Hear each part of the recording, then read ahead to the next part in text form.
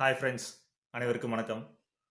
உங்களில் நிறைய பேர் லைஃப் ஃபுல்லாக எனக்கு பிரச்சனைகள் வந்துகிட்டே இருக்குது, அதனால் என்னால் நிம்மதியாக வாழ முடியலை அப்படின்னு ரொம்ப சிரமப்படுவீங்க. உங்களுடைய ஸ்ட்ரெஸ்ஸை விட்டுட்டு உங்களால் அமைதியாக வாழ முடிஞ்சால் உங்களை வியாதிகள் தாக்காது. வாழ்க்கையில் நான் மட்டும்தான் ரொம்ப கஷ்டப்படுறேன் அப்படின்னு சொல்கிறவங்க எல்லாம் இந்த வீடியோவை ஃபுல்லாக பாருங்கள்.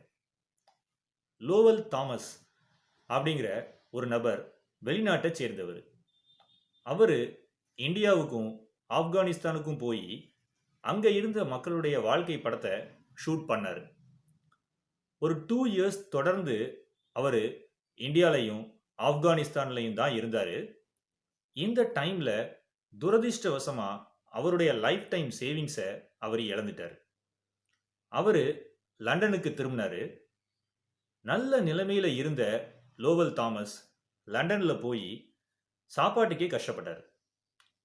ரோட் சைடு ஷாப்ஸில் தான் அவர் சாப்பிட வேண்டிய சூழல் உருவாச்சு. ஃபைனலாக அவர் நண்பர்கள்ட்ட இருந்து கடன் வாங்கி சாப்பிட்ற சூழ்நிலைக்கும் போயிட்டார். ஆனால் இந்த சூழ்நிலையிலையும் லோவல் தாமஸ் கவலைப்படவே இல்லை.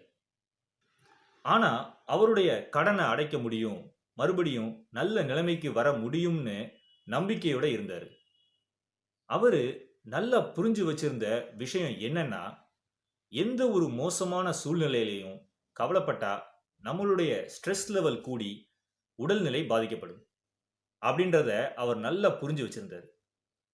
இந்த சூழ்நிலையிலையும் அவர் ரோட்ல போகும்போது கூட தலை நிமிர்ந்து மகிழ்ச்சியான முகத்தோட தான் டெய்லி போவாராம். அவர் துரதிர்ஷ்டமான சூழ்நிலைகளில் சிக்கி இருந்தாலும் பாசிட்டிவ் தாட்ஸ் மற்றும் பயம் இல்லாமல் இருந்தார்.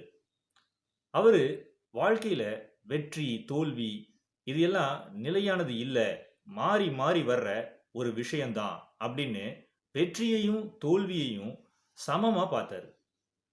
முயற்சி செய்யும்போது ஏமாற்றம் தோல்வி இதெல்லாம் கிடைக்கிறது ஒரு பயிற்சி தான் அப்படின்னு எடுத்துக்கிட்டாரு. இந்த ஸ்டோரியில இருந்து நீங்க கத்துக்க வேண்டிய பாடம், நீங்க துன்பகரமான பிரச்சனைகள்லையும் சூழ்நிலைகளையும் இருந்தீங்கன்னா லோவல் தாமஸ் மாதிரி உங்க மனநிலையை வச்சிருக்க பழகுங்க.